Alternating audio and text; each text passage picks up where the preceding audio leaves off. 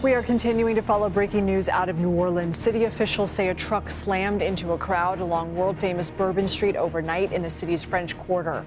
10 people were killed and dozens more hurt in the middle of New Year's Eve celebrations. The FBI says the driver of the truck is also dead after a firefight with police. He has been identified, according to federal law enforcement sources to CBS News, as Shamsuddin Jabbar, a U.S. citizen who lived in Texas. He had previous criminal reports of theft and driving with a suspended license.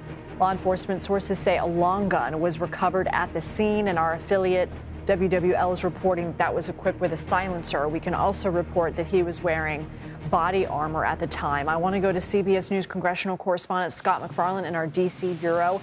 Scott, what else can you tell us about what new information we have coming in about what happened and who this person is? Yeah, let's start with the top line information from the FBI, that they are leading this investigation as a terrorism investigation. And according to our latest CBS News reporting, images we've reviewed from the scene show a black flag attached to the truck used in this attack. And there's an investigation as to whether that's a flag associated with ISIS or a different extremist group. But our reporting is that ISIS nor any other extremist group has not claimed responsibility for any attack today.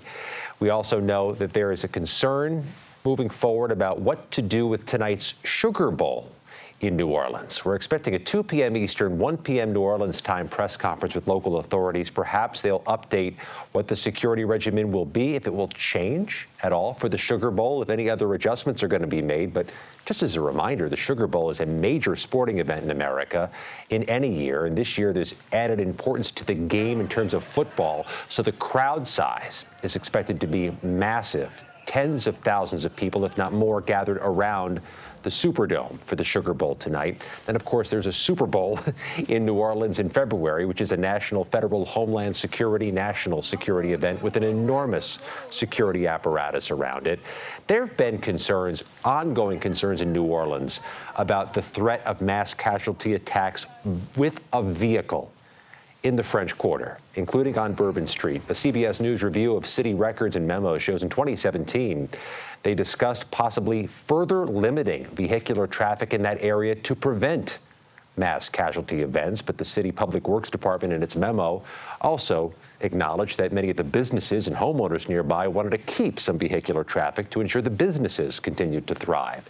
That's an ongoing debate, not just in New Orleans, but in other U.S. cities, especially, Lindsay, when you bring into the context the December 21st deadly vehicle attack in Germany, which had so many symmetries to this, and a child died in that attack, and all the precautions that have been ongoing in Times Square in Washington, D.C., to reduce the threat of just this type of thing from happening.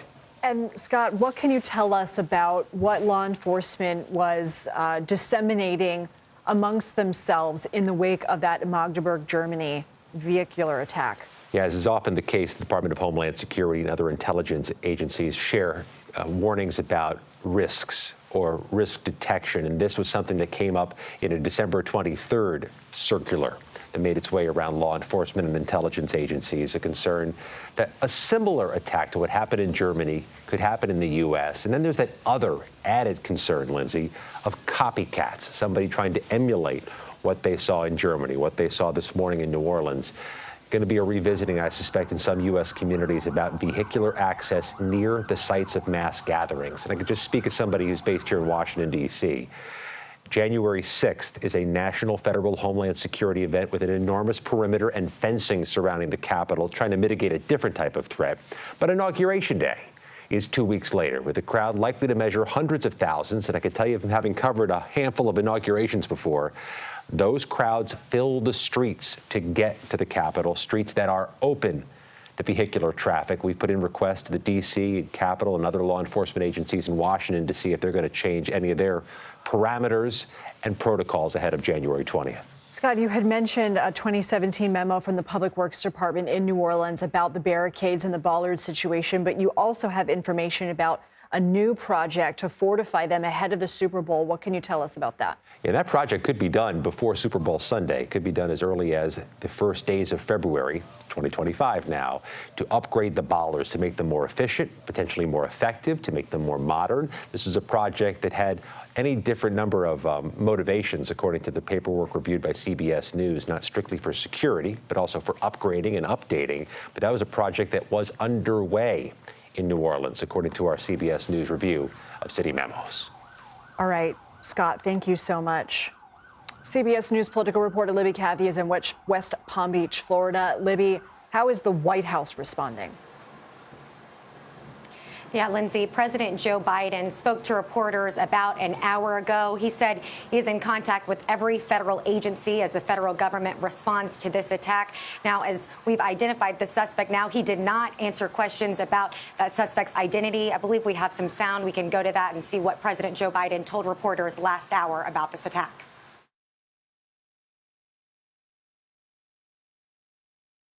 I've contacted every agency in the federal government as well as the state. They're all coordinating to get to the bare facts. We know what the facts are. Can you say if he was a foreigner or if he was a domestic?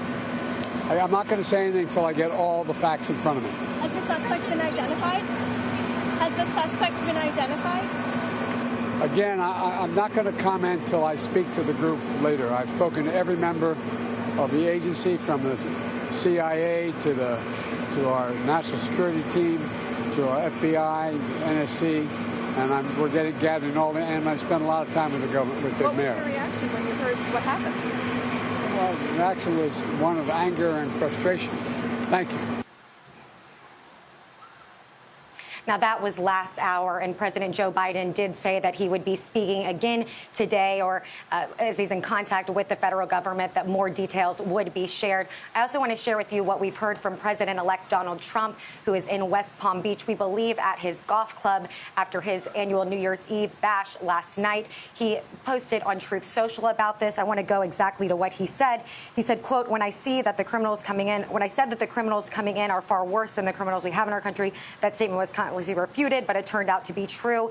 Now, we, again, do not know exactly. Actually, now we have identified the suspect is not a foreigner, but at this time, it seems that Trump was commenting, saying that this was a foreign-born person. This was not a citizen. We did not know that this morning, but this could indicate that Trump is receiving briefings. This is something that should have been happening in terms of that correspondence of memo that we've talked about before, with the smooth transition of power from the Biden to the Trump administration. It seems from that Truth Social post that potentially Trump has been in contact with officials in the Biden administration as they continue to respond. And as we heard that sound from President Joe Biden as well, we'll see if we hear from Trump today. We do have, our poolers out there just in case, but not expecting so far to hear from the president-elect. We will continue to monitor Truth Social.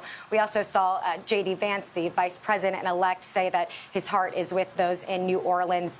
And Donald Trump Jr., the president-elect's eldest son, also commented, saying essentially that he blames Biden for this. So that is some of the reaction we're getting. And I'll also just note that House Speaker Mike Johnson, who is facing a vote on Friday to potentially be reelected as Speaker, that is what Johnson and Trump say they're hoping for. He is also scheduled to meet with Trump at Mar-a-Lago today. Johnson represents northern Louisiana, but still making that trip here to Mar-a-Lago, he says.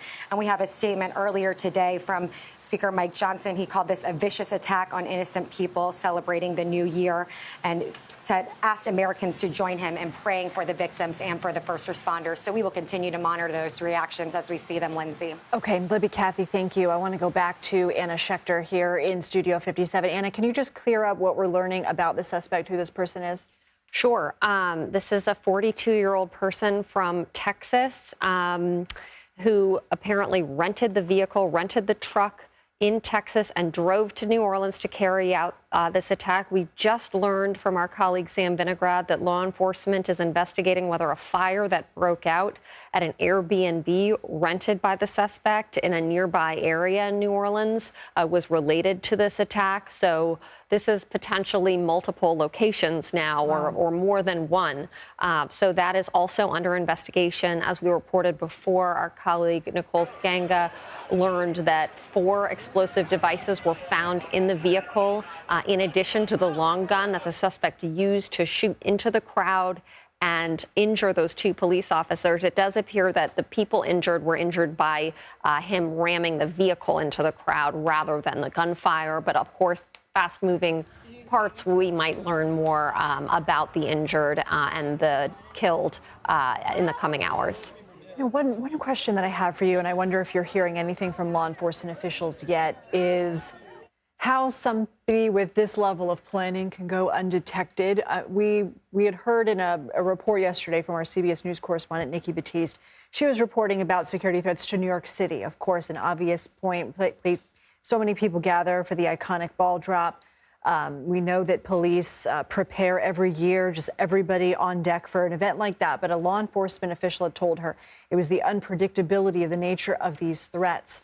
So what are you hearing from your law enforcement sources about just how difficult it is to catch somebody like this before they do such a heinous act? Listen, for decades, it's that lone wolf that authorities are most worried about because they can't really predict that. It's really hard to track. If it's one individual sitting in their home, in their residence, online, being inspired by an idea, whether it's a foreign terrorist organization or some other extremist ideology, and then obtaining weapons, which unfortunately in this country is too easy to do, and then taking that next step and carrying out the attack, those lone wolves who go undetected, maybe they even raise some red flags in some cases. And you and I have sat here looking at a school shooting that occurred in Georgia. There were red flags. The FBI flagged suspicious online activity. Local law enforcement went and interviewed the father of the school shooter and the school shooter, but they didn't have enough to warrant an arrest at that time. So it's really tricky. There are challenges. We live in this society where there's a lot of personal freedom, and that does inhibit security to a certain extent. And law enforcement, like, for example, Rebecca Weiner, who's the counterterrorism czar who spoke to our own Nikki Batiste down at One Police Plaza, NYPD headquarters, that's what she's most worried about. She's worried about state-sponsored attacks, but she's even more worried about people in this country, American citizens. It appears that the person who carried out this attack, bin Jabbar, was an American citizen. He has a social security number. I just looked up his address in Houston. He appeared to have been inspired by an extremist ideology. All signs are pointing to that. That's certainly the core of the investigation that the FBI isn't conducting right now, looking at motive. So it's really hard to thwart that, especially with the loose gun laws and weapons laws that we do have. Although the FBI does live online and they look for and flag when someone is downloading, how to make a bomb, how to make an IED. There are FBI agents lurking and trying to find that out. Anna, thank you so much, as always.